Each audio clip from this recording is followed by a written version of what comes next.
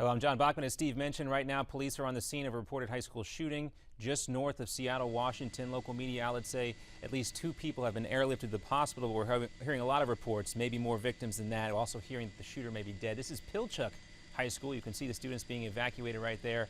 Also hearing the FBI is on the scene. Stay with Newsmax TV and Newsmax.com for the latest. Also, the White House today says the administration's plan to send highly specialized Ebola response teams to cities, including New York, certainly came in handy yesterday. In fact, I also understand that when Dr. Spencer was admitted to Bellevue Hospital yesterday, there actually happened to be a team of CDC experts already at the hospital, evaluating that hospital and making sure that they were up to the needed standards to treat an Ebola patient.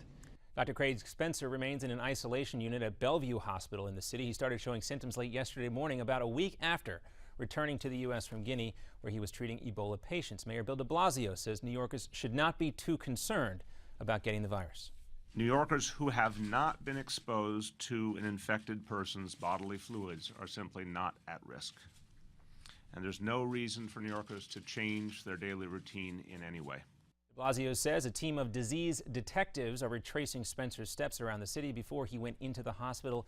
Those findings should be out later today. And Donald Trump says this New York Ebola case is President Obama's fault. On Twitter today, Trump blasted the president for refusing to stop flights into the United States from West Africa. And Nina Pham, the first person to contract Ebola inside the U.S., has now been discharged from the National Institutes of Health.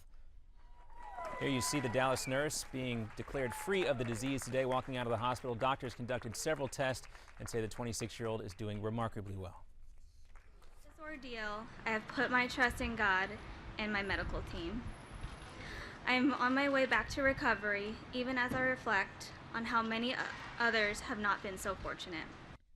Well, Pham, of course, is now disease-free, as we mentioned. She's also very excited to reunite with her dog, Bentley, who has tested negative for the virus. She also has asked the media to please respect her privacy. And checking back in on our top story this hour, police do continue to search through that school just north of Seattle, Washington today.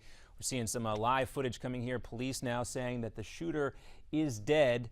After that apparent school shooting, several people were injured. We're hearing conflicting reports. Of course, a lot of information comes in as these stories happen. We are doing our best to verify that information and get you only the facts. But please do stay with us here at Newsmax TV, and you can also check out Newsmax.com for the latest. Again, a school shooting just north of Seattle, Washington today. We'll keep following this for you here during the Newsmax Now updates and also throughout the Steve Malzberg Show. I'm John Bachman. The Steve Malzberg Show does continue now live from New York.